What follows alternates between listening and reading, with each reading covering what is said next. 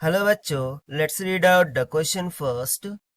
Scientists are working hard to develop nuclear fusion reactor. यानी कि scientist nuclear reactor fusion nuclear reactor को बनाने के लिए वर्क हार्ड कर रहे हैं. Nuclear of heavy hydrogen H12 known as deuteron denoted by T can be thought as a candidate for fusion reactor. The D2D reaction is H12 plus H12 goes to He23 plus N plus energy.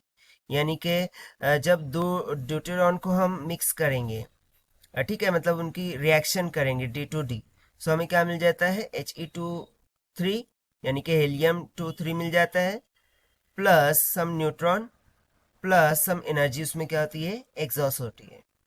ना in the core of fusion reactor A gas heavy hydrogen is fully ionized into deuteron and electron.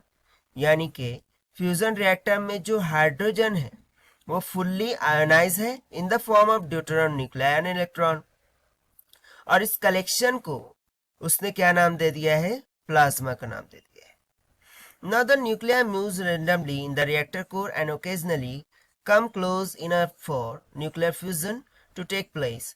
Usually the temperature in the reactor core is too high and no material wall can be used to confine the plasma.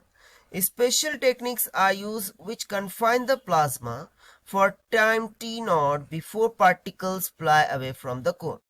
Now, this is very important for our question, that is if n is the density of deuteron, यानी कि n density हो deuteron की जो कि number पर volume की equal होती है, तो इसके लिए the product of anti node is called the Lawson number.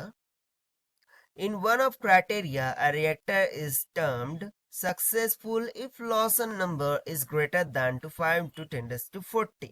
So चलिए इसके अकॉर्डिंग हमें क्वेश्चन गिवन है, that is results of calculation for 4 different designs of a fusion reactor using D2D reaction are given as below. Which of these is most promising based on Lawson criterion? साथ साथ हमें Boltzmann constant की यहाँ पे value given है और square by 4πε0 की भी वैल्यू गिवन. तो चलिए हम सॉल्यूशन देख लेते हैं. तो सबसे पहले हम बात कर लेंगे यहाँ पर की कॉन्सेप्ट की. सो की कॉन्सेप्ट में हम बात करेंगे अबाउट लॉसन क्राइटेरिया.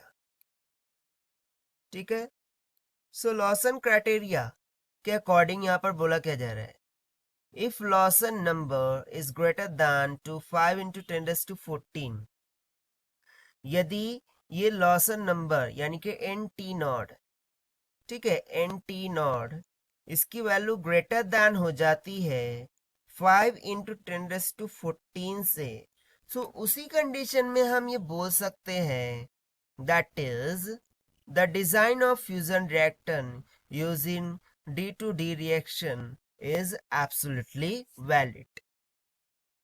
सो उसके लिए हम सिंपली यहाँ पर क्या करेंगे, ये जो कॉन्सेप्ट है इसको लगाकर हम ऑप्शन वाइज इससे चेक करेंगे.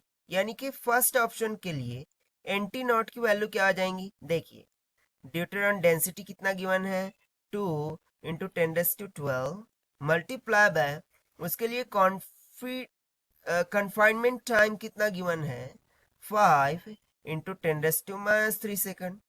सो देखिए ये कितना निकल के आ जाएगा 1 इंटू 10⁻10. ये कैसा है, लेस देन है 5 इंटू 10⁻14 से, सो ये वाला ऑप्शन तो वैलिड नहीं होगा.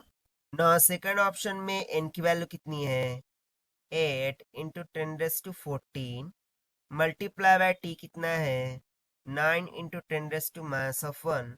तो जब हम इसको मल्टीप्लाई कर देंगे सो 8 9 72 यानी कि 72 इंटू 10⁻13 हो जाएगा.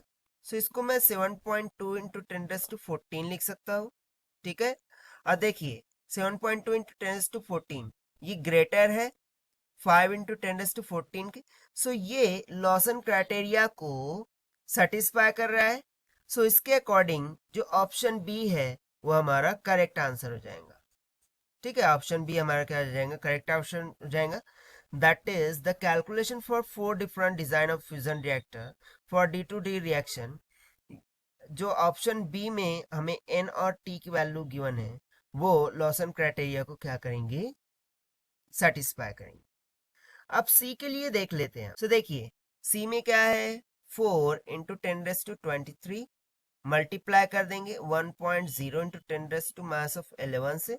सो ये कुछ आ जाएगा 4 into 10⁻12 again it is less than to 5 10⁻14. So ये भी सेटिस्फाई नहीं करेगा ना. लास्ट ऑप्शन देख लेते हैं. लास्ट में हमें क्या गिवन है, डी में 1 into 10⁻24 multiply by 4 into 10⁻12. So इसका मल्टीप्लीकेशन आ जाएगा 4 इंटू 10⁻12 की. Again it is less than to 5 into 10⁻14. So ये भी लॉसन क्राइटेरिया को सेटिस्फाई नहीं करेगा. So according to this only option B कि लॉसन क्राइटेरिया को क्या कर रहा है, सेटिस्फाई कर रहा है. That is why option B will become correct answer for this question. So this is the required solution. I hope you understood it well. Best of luck. Thank you.